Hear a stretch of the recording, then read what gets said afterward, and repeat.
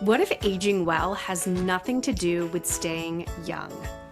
Today, we are talking with Andrea Nakayama, who is a functional medicine nutritionist, about aging. Danielle, what did you take away from this conversation? I loved this conversation because I think it's something that is obviously coming up a lot for everyone, right? And I think we live in a place where we are bombarded all the time of how do we stay younger? And to me, that feels like a losing battle because we are going to age. We are aging every day. And so if we're just constantly like pushing this rock up a hill of like, no, but I'll stay younger, like it's only going to end in failure because hopefully you're getting older. And I just love the conversation around that a little bit and about what are we being fed and what is the reality about that? What about you, Christy? Yeah, I think there's an interesting dynamic here around sort of the physical, but also your identity and how you think about yourself, and then the societal expectation, that there's a lot to unpack with that. I share this in the episode, but my parents are going through a transition, so I've been supporting them. And so going into this episode, I was thinking we would be talking mostly about like that demographic. And then this conversation that we had, I was like, wow, I really need to be thinking about this for myself. And so it's not too soon to think about how you think about aging and rethink that. So I hope you enjoyed this episode and it helps you to do that. Andrea, welcome to The Opposite of Small Talk. Thank you. I'm excited to be here with you. We are thrilled to have you here. Let's start by having you tell us just a little bit about yourself and how you've come to do the work that you do. Yes, so I am a functional medicine nutritionist and a narrative medicine practitioner, and I'm the founder of the largest online functional nutrition training program for practitioners. I recently exited, so not associated with that program anymore, or that curriculum. It's evolved from where I founded it and where it was to begin with. But I've trained over 9,000 practitioners in over 68 countries around the globe.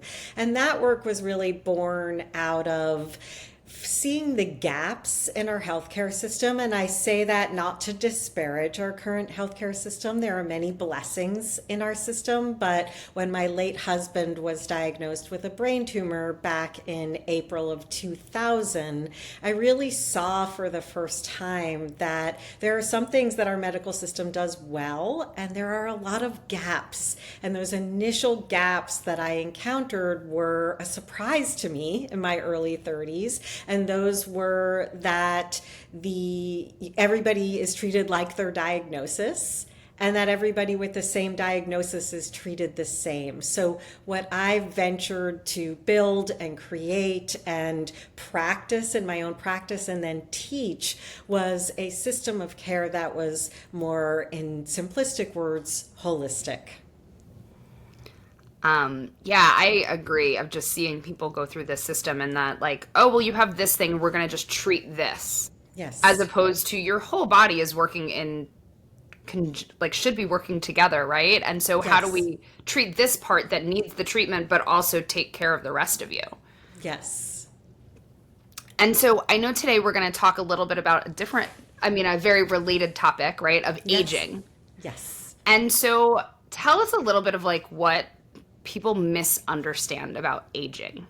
Yeah, so for me, this was really a continuation of the work that I was doing in functional nutrition and functional medicine, understanding that whole person health. I like to think of it as the story, the body, and the skill, who we are, what we're going through, what's happening in our internal physiological or biological ecosystem, and then all the things that we do, right? So it's a whole picture, but I like to add society to it. And so I spent a year leading a longevity book club where my goal was to read as many of the longevity books as I could and to bring people along with me. So in a year, I read over 22 books and led discussions around those books and those principles. And really, I think the takeaways for me in aging is, to your point, an extension of the work I was doing and really seeing what happens in the aging body, because a lot of the things we've been experiencing come up a bit more.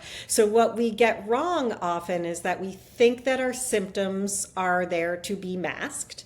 And I just want to say our symptoms are kind of warning signals. We don't want to Band-Aid over them. We want to take a minute to hear them, to understand what needs our support. But a lot of what happens as we age is we don't want to feel the things. And so we go looking for anti-aging problems instead of understanding what our particular body needs. So that's one thing I think we get wrong. Another thing I think we get wrong is that we think it's just biological. We associate aging with just what's happening in our body, but there are a lot of changes. There's a lot of ageism that exists. There's a lot that has to do with the change in our roles and our identities and our function. And so just a reframe of how we think of symptoms and that aging is only a biological decline.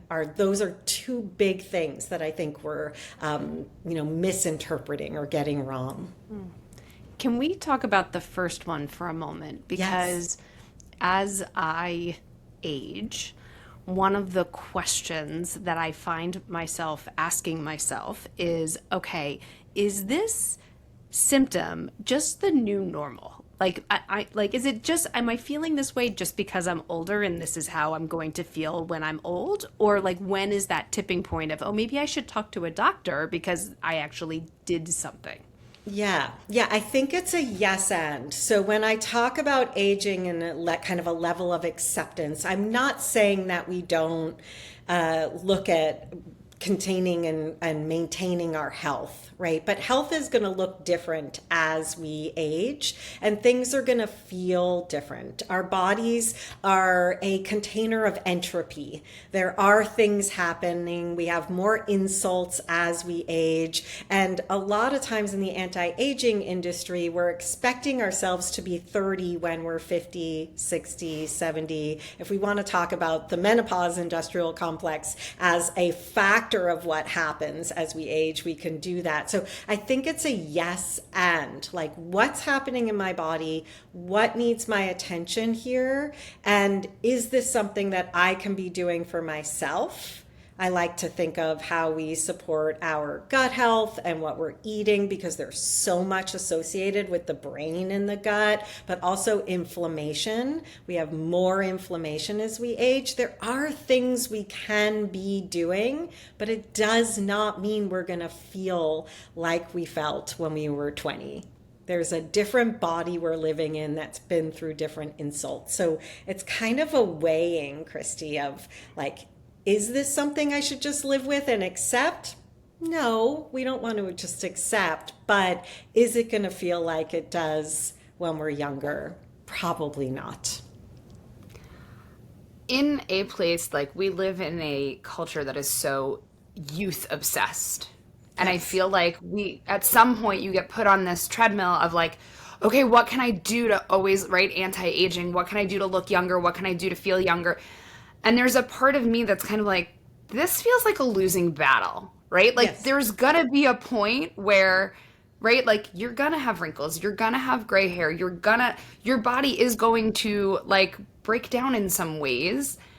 What are your thoughts, like, in the culture we're in, to maybe it's like a reality check of where we really should be? Yeah, I mean, I think there's a lot of ageism baked into the anti-aging and longevity and menopause conversations. And I would really like to embrace the concept of aging. I think when we're so focused or so glorifying our reproductive years, our youth, that we're not actually creating the container that allows us to age into a place where we want to be. We are throwing ourselves out societally, culturally, at the same time as the industries selling to us constantly are actually capitalizing on our fears. So we're in this like lockdown with them selling us constantly and us subscribing to that sale. And we're not, I mean, what I would love to see, and MIT Age Lab is doing some work around here, is how do we create the spaces, the containers that actually support aging and the aging body instead of just throwing it out and saying this is where we need to focus on youth. And other cultures do this very differently. We're a youth obsessed culture. My son lives in Tokyo, and just being in Tokyo with him for 3 weeks, and even some of the language that they have around aging and purpose and what aging means, their reaction to menopause, it's so different than ours. And I think we have to name it and reclaim it. Ooh, tell us what is their messaging?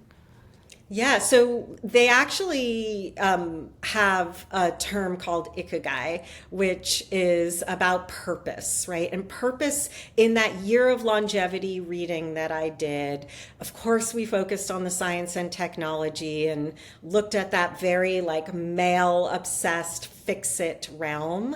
But what I found was that some really interesting writing came around purpose and meaning and mindfulness. There's some great work coming out of both Harvard and Yale. Dr. Ellen Langer's work is very famous. She wrote The Mindful Body, about how we think about aging.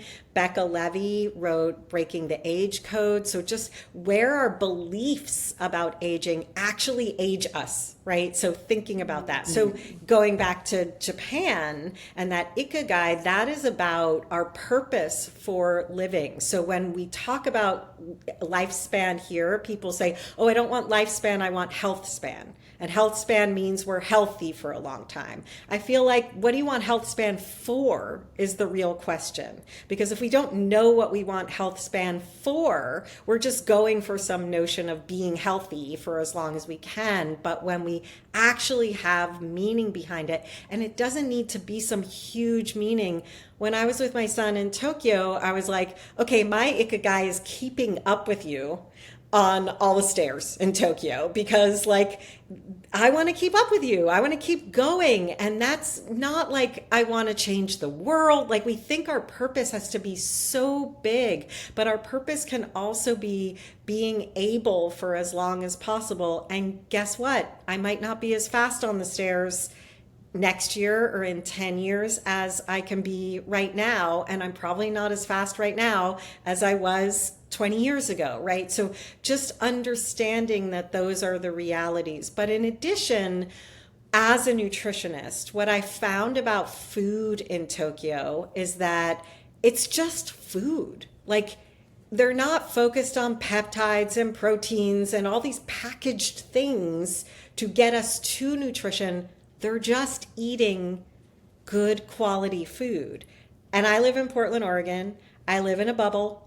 I can get really good quality food. I'm a nutritionist. I pay for really good quality food. I felt like the food quality was above and beyond what I can get trying here, just in like everyday eating there. And so I felt like that was a difference, that food is just food, living is just living. They don't make a big deal about menopause. They have less menopausal symptoms.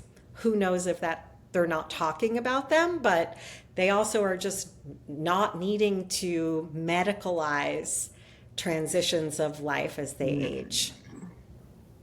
Say more about what that means, medicalizing transitions of life. Yeah, I mean, I think that's really happening with menopause right now. And I want to be clear, just like I was with health, that it's a yes and there's a nuance there that I think we lost our way with. So I want to applaud that we're talking about menopause more, that more doctors are getting trained in what's going on there, but the way we're talking about it and the way we're over medicalizing it, meaning every woman needs to receive hormones or have it addressed, or we're bringing it up as this big problem, I think we're telling a narrative that it is a medical problem that needs to have medical attention when it is not that for everybody. And I'm worried about what we're culturally messaging in the workplace, in our relationships, when we say that this passage in life is this thing where we're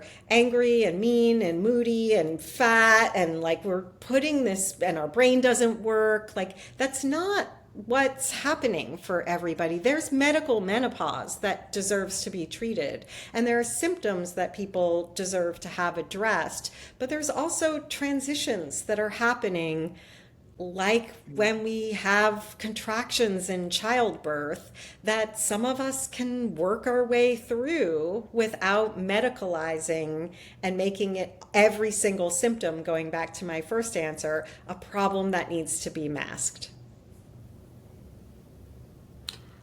I think it's very interesting, and we've talked about menopause on here, and I think that it is, especially in our age group, right? It is the thing that everyone is talking about, and there is this part that it's like, is like, it's the yes and, right? Because I don't want to minimize what people are experiencing, but I also don't know, like, is it also you're being told all of these things, and so this is the way that I can make sense of it in a way. And it's very interesting to be in this space right now where it feels like that's the only thing. And I think that's because of our age group, but it is also, this is something that people are talking about now, but are they talking about it because they can sell you a product on it too?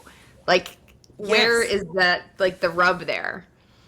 Yeah, and I'm working on my book, and there is a whole piece on what I would think of as the menopause industrial complex. And again, I do not want to shame anybody who finds resolution through hormone replacement therapy. That is, if that's working for you, I applaud that. I think it's really important that we understand how our hormones work.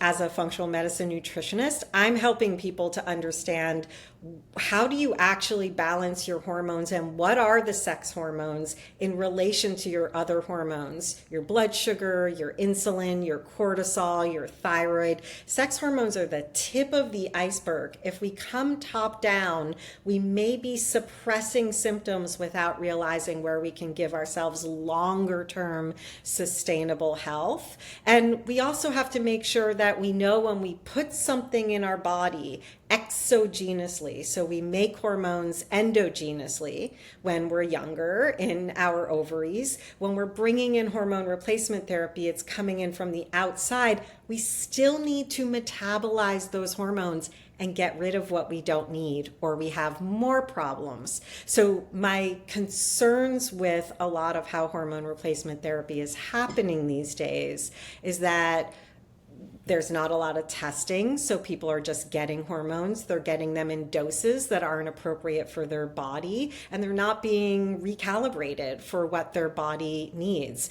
I'm going to be 60 this year. I am not on hormone replacement therapy. It doesn't feel good in my body, and I was able to navigate that transition with, knock on wood, relative ease, and understanding where some of those other hormones and some other practices, sleep, poop, balancing my blood sugar with fat, fiber, protein, actually helped with the symptoms instead of rushing for a patch that's now, we don't have enough of them because everybody's getting estrogen therapy.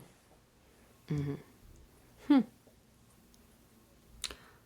What, I guess, like this, and I think that comes back to the whole part of, like, the holistic nature of everything. And, like, how do we get to a place where we can really be focusing on that whole part? Because it is mind, body, all of that stuff, right? And, like, the fact like your nutrition has a lot to do with that. Your like, and what is the thing in your body that's causing discomfort or changing in a way, and what is okay. But like, I feel like in our society, we don't look at that. And then we get to a point where it's like, oh, well, you're old, whatever, right? And I think we can all say we're dealing with, I mean, right this minute, I am in Florida with my dad who, you know, like is watching this aging process. And it's like, how do we make it better? Or how do we be more intentional about it? This thing that's going to happen to everyone if you're lucky. Exactly. Right? Like that's the lucky part, is that you get to do this. But at some point it becomes the opposite of that. And so, I don't know if that makes sense. It totally makes sense. And I think, you know, one of the things I'm writing about just at the core is I'm going to use a not sexy word, which is discernment. And I feel like we've farmed out a lot of how we feel to external sources. So if we look at the medical model, we farmed it out to the doctors know best, which now we're a generation that doesn't think the doctor knows best. So who do we farm it out to? We farm it out to our Instagram accounts where we're being fed ad after ad after ad, influencer after influencer after influencer who's selling us their way, their supplement. Men have been trying to control women's hormones forever. And now women are doing it with a new package and something to sell us. And in terms of aging, I feel like that's a part of how we're telling ourselves a story. The beauty industry, the youth-focused industry, the longevity industry, all of these industries, and what we were kind of born into, this societal notion of what our mothers and grandmothers and our female ancestors thought about their bodies and aging, or where they were silent. So Danielle, one of the things, you're with your father right now as we're talking, but one of the things that really struck me as I was reading these books about longevity is where my ageism comes up in relation to my mom. So my dad is passed, but my mom is alive, and recognizing where I get frustrated with her, where I get a little bit annoyed. And I felt like, wait a minute, I'm a mom to a 25-year-old. I don't want to be in that same position. So how do I change how I'm treating my aging parent with grace and respect and a handhold, so that I'm shifting that culture instead of me holding on to how that's annoying and it's a problem and I don't like to deal with it. And just even catching myself and my cousin, even if she's talking about her mom, and being like, whoa, whoa, whoa. Can you give us an example, an example of what you mean? Yeah, I mean, I'm trying to think of, like, you know, if I'm with my mom for too long of a period of time, I might get agitated with how slow she is or what she needs from me or doing this, that, and the other for her. And just turning that around and giving it grace and honoring her wisdom is a shift for me from like, you're a burden as an aging person, to you are valued and I value this time with you. And I feel like that subtle shift in me is a penny in the bank account for what, as you said, Danielle, if we're lucky, we'll have the opportunity to live these long lives with the hopeful grace that we are treated with respect for the wisdom that we bring to the world. And I think as we age, we are facing lack of relevance. Our role changes, our roles change. I've felt it not just with empty nesting, but when my son graduated college and was out on his own and kind of needing to like push me away, and then moved across the world. And I felt like, oh my gosh, this role that I've had of parent, of mother, is not that role anymore. And I have to shift and accept that that means he's flying and I can't try to hold on to that role.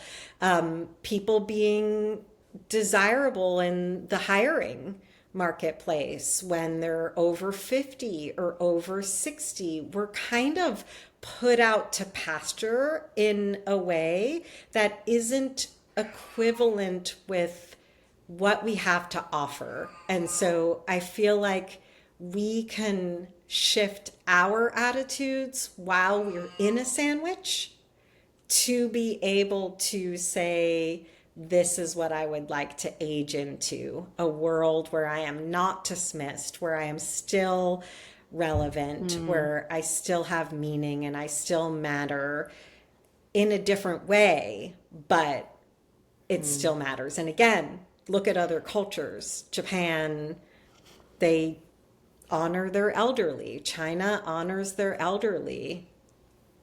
So I'm in a season with my parents that they are downsizing their home, and it's quite sudden, and there is a lot to be done. And I'm finding that the way that I want to contribute is the way I best contribute to everything. I have a spreadsheet and I'm calling all the people and I have a checklist and I'm doing the things. And it is really tough to slow down and like help them to process this change when so much needs to be done. And I'm doing this, you know, in addition to kind of having my own two kids who are teenagers and those kinds of things. So I appreciate what you're saying. And I think I need to maybe think about how I can behave a little bit differently over the course of the next little bit here with my own parents. Yeah, it's such a good point because I think that there's a lot of grief that comes with these milestones, as I imagine there is for your parents. And what I found in the longevity book club, which was primarily women, is that the women in their 50s are still holding on to a past version. There's still this like, I'm not like, I feel like I'm 30. And so, you know, one of the things I started to question is, why don't you feel like you're 50? And this is what 50 feels like. Why does it have to feel like 30? Like, what are we saying when we say I feel 30 instead of saying this is what 60 feels like? And it feels awesome. Great. But the 50-year-old, that like generation was still holding on to some version of their last selves and wanting to do. What I saw in the 60s, and that's where I'm entering, is a kind of reckoning with like, oh, the roles really change. Oh, this is really happening. This is a difference. I don't know what it's like to be in the 70s, but it felt like in the group, they were in a different place of acceptance at a different level. And so I think talking about that amongst ourselves as women is really important. Yeah, the thing that's coming up for me is like, what does it mean to just be the age you are? Because I feel like you're constantly being like, oh my God, I can't believe I'm this old, or I can't believe that was so long ago, or all of these things that we're constantly trying to either go back in time or pretend, like be younger than we are. Like, I think that the messaging there is kind of unfair. But it's funny though, like I would not go back to my 20s. Like you could not pay me $1 million to go back to being 20.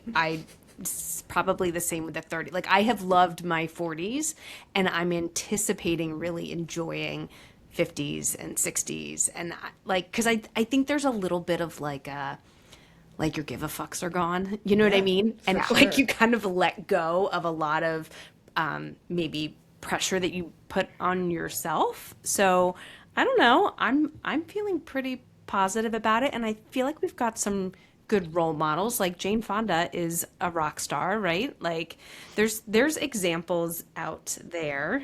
One of the things that's really struck me in this exploration, and Julia Dreyfus has the podcast Wiser Than Me, where she is interviewing people in their 70s and their 80s. But what I feel like about my generation, which is the next in line, is that those exceptional women that she's interviewing is every woman now. We all did it all. So I feel like we're aging into a reality that didn't exist in the same way. Jane Fonda's Jane Fonda, but like we all did it all in a way without the funds and the resources of being as famous as Jane Fonda. And so I feel like we're actually creating or carving some new territory as an aging female population. Interesting. Yeah, I think that there's just this, like, there's the acceptance part that I think everybody needs to get on board with, because the other, I don't know, I find it kind of boring to try to pretend you're way younger than you are. Because like Christy said, like like I feel like I'm 46 and I feel like I'm good. Like I'm good being 46 and I'm good with the things that I've learned and I'm excited for what comes next. But I know so many people are so afraid of that. Yes. Yeah. Yes. And there are other things. So the other thing I think of that I'd be curious to ask you after reading all these longevity books, I think about the people that are like super intensive about like, I don't know, optimizing their health. Yeah. And I feel like that sounds like a miserable life. Like if that is your only objective, you are missing out. Like eat the cheese, drink the wine.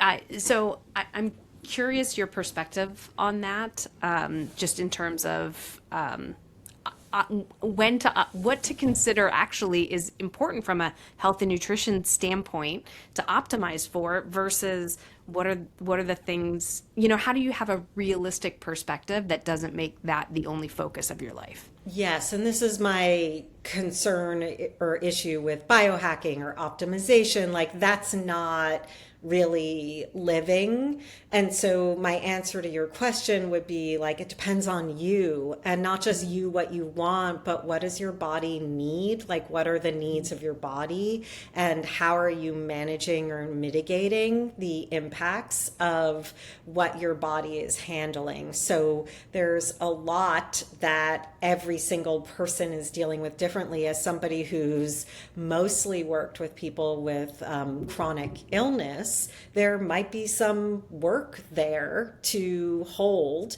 and maintain, and you might not be able to eat the cheese or drink the wine. I don't eat cheese or drink wine, but I do feel like I need to like live my life fully. But that's because I have an autoimmune condition and I want to feel my energy and be able to do the things I want to do.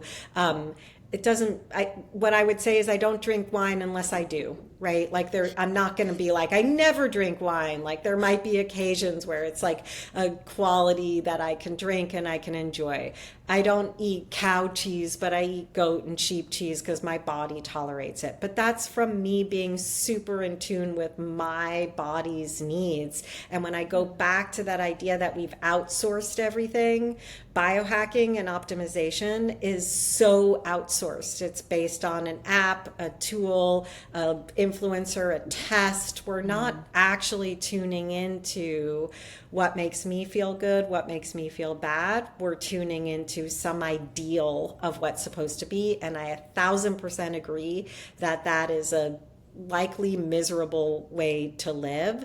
And where it's very prevalent these days in the nutrition spaces with like protein, like people like measuring and trying to get this and that. And I'm not saying protein's bad. I would say protein, fat, and fiber at every meal, but like don't weigh it, don't count it unless you're trying for something specific.